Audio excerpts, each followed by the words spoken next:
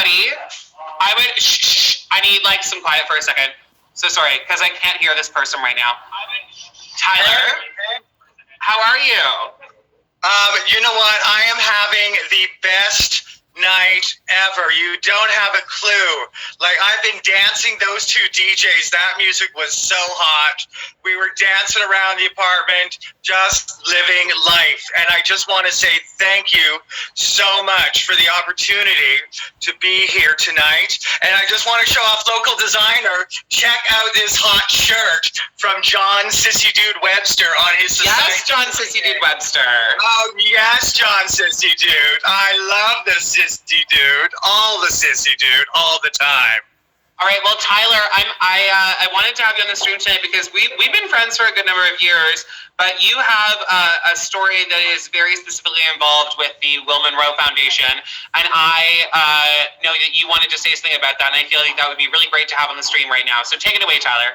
Okay, so again, just from the bottom of my heart, Allison, we've known each other for such a long time, and this means a lot to me that you're allowing me to do so and share my story. It's a bit of a long story, so please humor me, but listen all the way to the end because it's a beautiful ending, it's a beautiful story. And I'd like to start by saying that Will Munro was a pillar in the Beaver community. He built safe spaces of inclusivity long before it was in vogue to welcome people from all walks of life to queer events. He was a radical artist, a visionary, and an advocate for love. Hashtag Army of Lovers. When Will Munro died from a cancer I'm not qualified to make educated statements about, not only was there a void in our community, there was also a void left in many people's hearts. We miss you, Will, every single day. After his death, a fund to help queer and trans people living with cancer was set up through the 519 Community Center. The Will Munro Fund provides bi-weekly monthly financial assistance with preference to first-time applicants and helps people like myself going through the struggles of cancer, often while navigating the financial challenges of living on ODSP, which does not provide sufficient assistance to live a life with dignity, especially when you're living with a disease. I am a recipient of the Will Munro Fund. From the bottom of my heart, I thank the committee for the help they've provided me with. Living without the stress of not knowing if you'll be able to pay rent and buy groceries each month in itself is priceless. Without the Will Munro Fund, I don't know if I'd be here to share my story with you today. 3 years ago, I was diagnosed with Hodgkin's lymphoma, a cancer of the blood. I was told by my family doctor that it's a common cancer amongst gay men, and it had a 80 to 90% cure rate after completing a 6-month course of ABVD chemotherapy treatment. I signed up for the treatment and endured chemo every 2 weeks for 6 months, and it worked. 6 months of chemo later, I was in full remission. 6 months after that, the cancer came back. Not good, but there were still options. I was back in the chemo chair within days of my recurrence confirmation.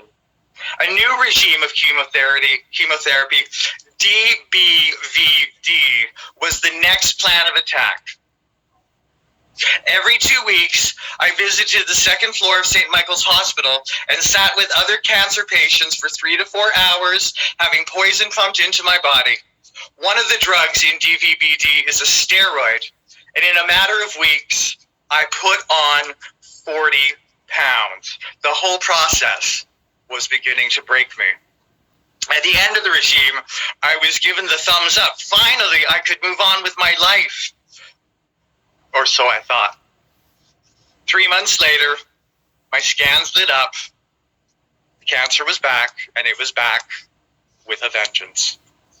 The next option for me was an autologous stem cell transplant. Last summer, at this time, I had the pleasure of spending 5 weeks alone in Ottawa Hospital. because there was no room in Toronto to perform the procedure. An autologous stem cell isn't as bad as it sounds. Basically, you get jabbed in the stomach for every day for 2 weeks with a drug that helps your white blood cell count go way up. Then they hook you up to a machine and pull blood from one arm, siphon the stem cells from your own blood, from one arm, siphon the stem cells from your own blood, contain them, then pump the remaining blood products back into your body through the other arm. It's a 2-day process. Your stem cells are frozen. They're sent to a lab to confirm the counts are good. Then they're defrosted and pumped back into your body. Basically, a reboot of your own immune system using your own stem cells. Imagine the relief I felt when the doctors told me I was back in remission just 2 weeks after my transplant. An infinite wave of relief swept over my body. I was finally cured. 3 months later, again, my CT scan lit up, and this time it was bad. The cancer had spread into my liver, and my oncologist told me that it was time to consider how much time I had left. It was the worst day of my life. I literally broke down and lost my shit. I lost it officially. I'd always been so positive through my cancer journey, doing my best to keep everyone informed through Facebook what was going on with my treatment. But that day, I had to face the fact that I had to make an announcement and start to say my goodbyes. Fuck, did I ever need a break? I just needed a fucking escape from my life. I needed somewhere to go where I could leave my problems at the door and get away for a week and not think about cancer, not think about dying, just escape. Oops. Sorry. There we go. So I booked an all-inclusive vacation to Puerto Vallarta, and I spent the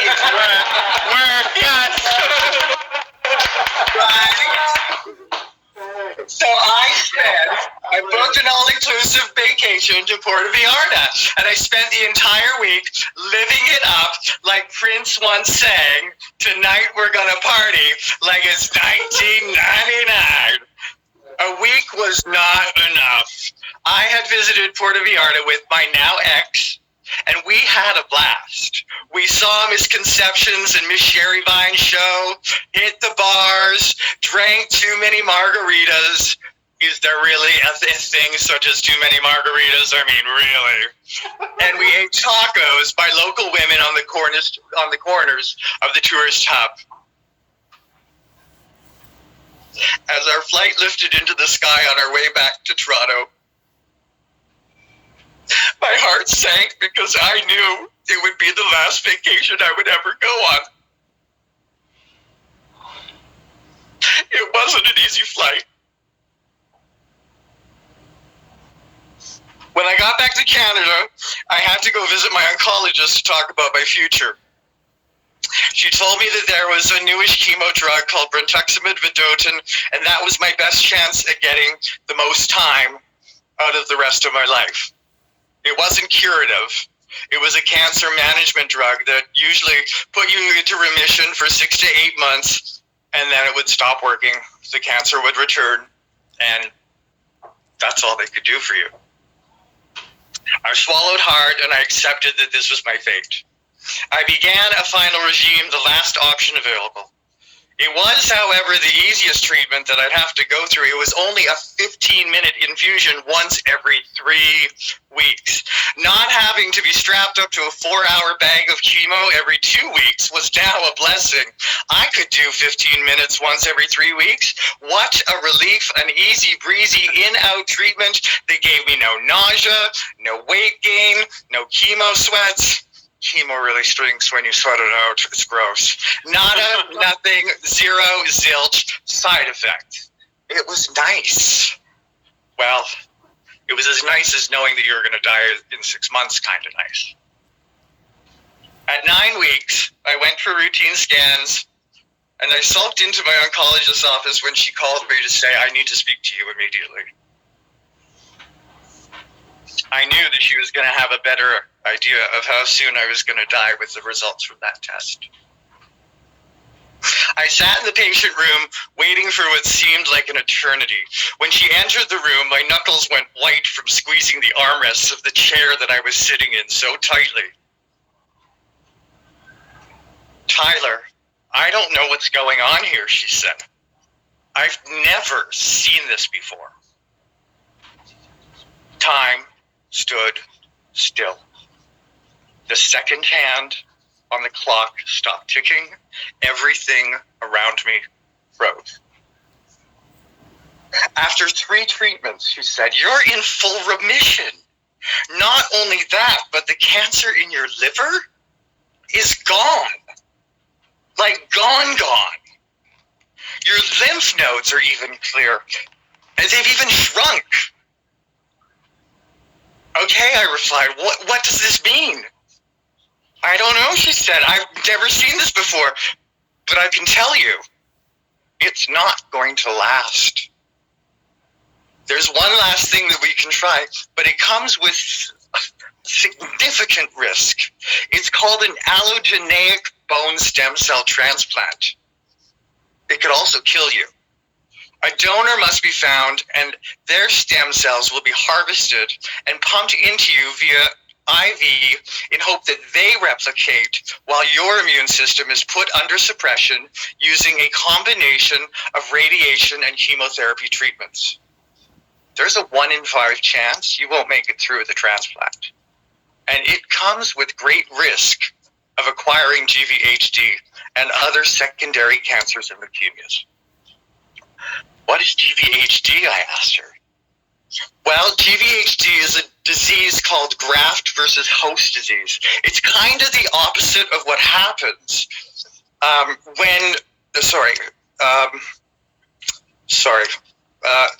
it's kind of the opposite of what happens when a healthy person gets an infection. When a healthy person gets an infection like the common cold, your immune system recognizes the infection, it goes on the attack to fight off the germs. In GVHD, it works the opposite way.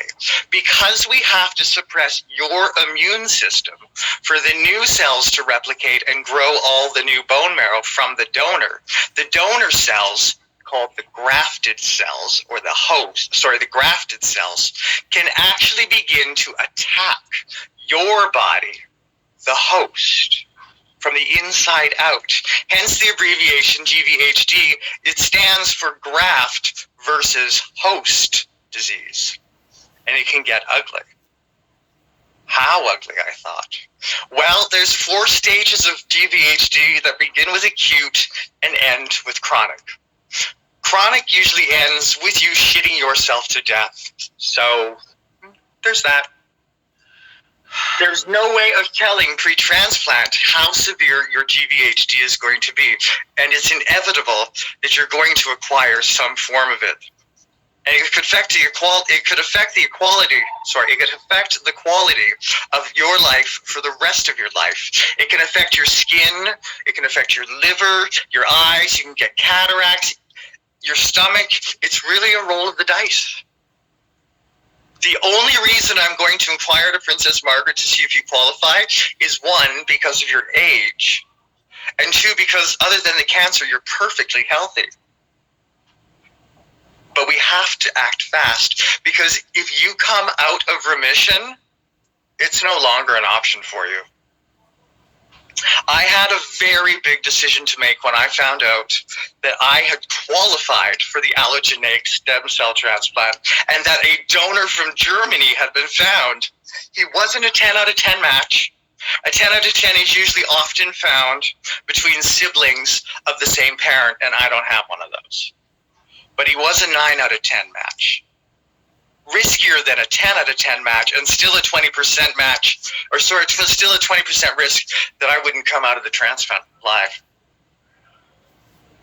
The decision was easy for me, though. Either go another 6 to 8 months of easy 15-minute infusions once every 3 weeks of my life until the end of my life, or roll the dice on something that potentially could kill me sooner, but also it incurred the possibility of curing me once and for all. I chose the latter. I entered Princess Margaret Hospital on July 9th, 2020. And on July 15th, 2020, I received my bone marrow stem cell transplant. And then I got sick. I got really sick. But I pulled through. Today, I'm proud to share with you that my transplant was a 100% success and that I am going to live a full-term, cancer-free life.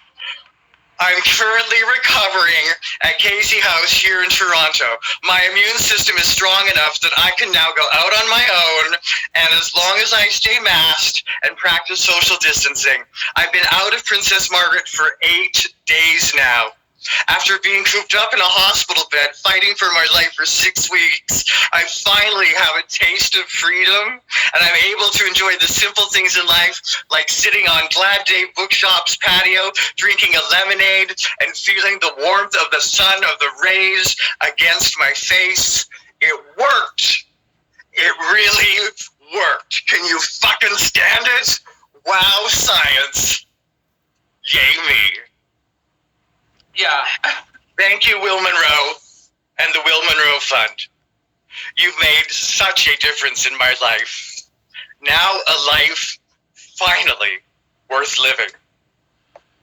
To donate to the Will Munro Fund, visit www.the519/program/Will Munro Fund. Thank you, Allison James, for giving me the opportunity to share my story and to be a recipient. And while I was in the hospital, I did a fundraiser for the Will Munro Fund, and we raised $3,500 for the fund, okay? So I just wanted to give back so that the next person who follows in my footsteps, they have the money and they won't have to worry about whether they're paying rent or putting food on their table. So I just want to say, Will Munro, thank you. You've changed my life. You've saved my life. And thank you, Allison, for giving me this opportunity to share my story. Continue the party, because fuck me, man. This is the best night that I have had in weeks and weeks and weeks.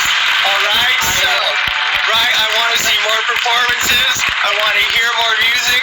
I'm here till the motherfucking end, bitches. And I'm just so happy. I'm so lucky. I'm so fortunate.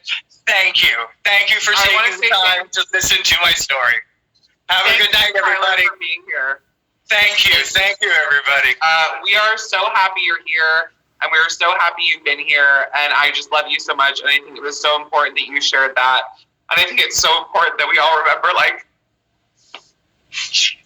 fucking Christ, just what a big thing it is we were all a part of being here and being in this space, and just how many people, like, Will Munro impacted through their amazing work, but also just like their legacy. Holy fuck! Fuck you, motherfucker! I can say that because you're gonna be fine, but go fuck yourself. My partner today referred to you as a real life Will and Grace character, and I could not have thought of a better way to describe how you talk. I just love it. Once more for Tyler. Please make some noise for Tyler.